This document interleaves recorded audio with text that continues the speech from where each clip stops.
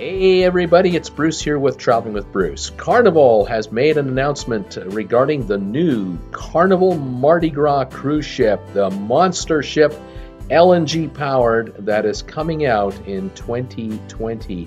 They've added a roller coaster. How about that? There's a roller coaster ride on the back third of the ship. Should be an interesting feature when it's all said and done. The story goes that you'll be able to set the speed of this roller coaster. Two people can ride it at a time. You can go regular speed, medium speed, and faster. I think it'll reach up to about 40 miles an hour.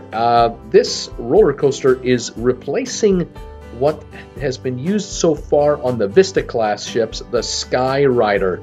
These are the bikes in the sky, the sort of bicycles in the sky that people have been able to ride around here. You can see some of these promotional shots.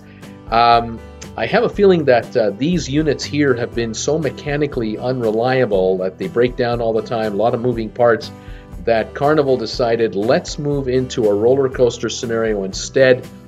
We only have one track. It's a cleaner look.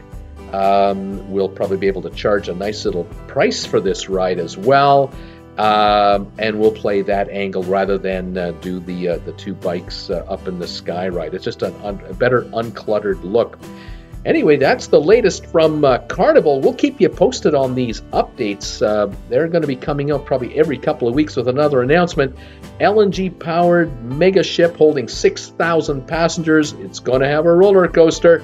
We'll stay on top of this story. Join me Monday to Friday, 5 o'clock Eastern, Saturdays at 2 Eastern. We love to talk cruise ships live on Traveling with Bruce. Come by and say hi and subscribe to my channel today. See you, everybody. Bye for now.